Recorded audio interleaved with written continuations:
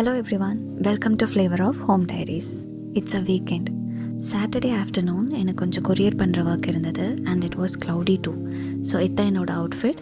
இது கூட ஒரு ஷூஸும் பேரப் பண்ணிக்கிட்டேன் அண்ட் அப்படியே மெதுவாக கிளம்பிட்டோம். போயிட்டு ஒர்க்லாம் முடிச்சுட்டு ஒரு சின்ன பர்ச்சேஸும் இருந்தது, அதையும் முடிச்சுட்டு ஸ்நாக்ஸ் சாப்பிட்டு அப்படியே வீட்டுக்கு கிளம்பி வந்தாச்சு. இதுதான் அந்த குட்டி பர்ச்சேஸ். புக்கு வாங்க தான் போனது. அன்ஃபார்ச்சுனேட்லி புக் இல்லாதனால இந்த மாதிரி குட்டி குட்டி திங்ஸ் பார்த்து வாங்கிட்டு கிளம்பியாச்சு. Night stand and kitchen wiper ஒன்று தேவைப்பட்டது அண்ட் ஸ்டேஷ்னரி ஐட்டம்ஸ். எவ்வளோ தான் நம்ம வீட்டில் பென், பென்சில்ஸ், எரேசர் நிறைய டப்பாவாக வாங்கி வச்சுருந்தாலும் இந்த மாதிரி க்யூட்டாக பார்க்கும்போது வாங்கணும்னு தோணும் இல்லையா? எனக்கு இதில் ரொம்ப பிடிச்சதே இந்த எரேசர் தான். இந்த மாதிரி ஸ்டேஷ்னரி ஐட்டம்ஸ் உங்களுக்கு பிடிக்கும்னா மறக்காமல் கமெண்ட் பண்ணுங்கள்.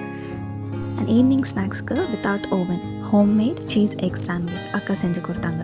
தட்ஸ் த ஃப்ளேவர் ஆஃப் ஹோமில் and here is the recipe. தேவையான பொருட்கள்: 2 slices of bread, 1 முட்டை, 1 வெங்காயம், அரை தக்காளி, 1 மிளகாய், half a slice of butter, 1 slice of cheese. இப்போது ஸ்லைஸில் தான் நம்ம வெங்காயம் தக்காளிலாம் ஸ்லைஸ் பண்ண போகிறோம். உங்கள்கிட்ட ஸ்லைசர் இல்லைன்னா நீங்கள் இதை பொடியாக நறுக்கி வச்சுக்கலாம். இப்போது இதில் 1 வெங்காயம், அரை தக்காளி, 1 மிளகாய் இது எல்லாத்தையும் சேர்த்து தேவையான அளவு உப்பு சேர்த்து நல்லா ஸ்லைஸ் பண்ணி எடுத்துக்கோங்க. வெங்காயம் தக்காளி நல்லா ஸ்லைஸ் ஆனதும் இப்போ இதில் நம்ம 1 முட்டையும் சேர்த்துக்கலாம்.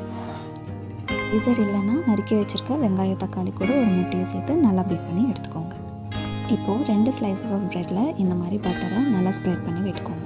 இப்போது ஸ்டவ் ஆன் பண்ணிவிட்டு ஒரு பேனில் கொஞ்சம் பட்டர் சேர்த்துட்டு பட்டர் எல்லா இடத்துக்கும் ஸ்ப்ரெட் ஆகிற மாதிரி செஞ்சுக்கோங்க. பட்டர் எல்லா இடத்துக்கும் ஸ்ப்ரெட் ஆனதும் இப்போ நம்ம ரெடி பண்ணி வச்சுருக்க பேட்டரை இது கூட நம்ம சேர்த்துக்கலாம். அடுப்பு சிம்லேயே வச்சுக்கோங்க, கொஞ்சம் வேகட்டும். இப்போது இதில் நம்ம ரெடி பண்ணி வச்சுருக்க 1 slice ஆஃப் ப்ரெட் எடுத்து இதில் வச்சு விட்டுருங்க. கொஞ்சம் நல்லா குக் ஆகிறதுக்காக மூடி போட்டு வச்சுக்கோங்க. முட்டை நல்லா வெந்ததும் இப்போ ப்ரெட்டோட அப்படியே திருப்பி போட்டுட்டு அது கூட 1 slice ஆஃப் சீஸையும் சேர்த்துக்கோங்க.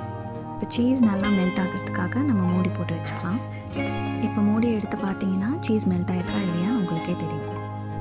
இப்போ அது கூட another slice ஆஃப் ப்ரெட்டையும் சேர்த்துக்கோங்க.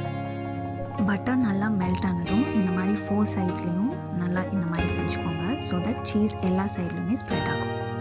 அண்ட் அடுப்பை ஆஃப் பண்ணிவிட்டு இந்த மாதிரி கட் பண்ணி எடுத்திங்கன்னா your cheese egg sandwich is ready.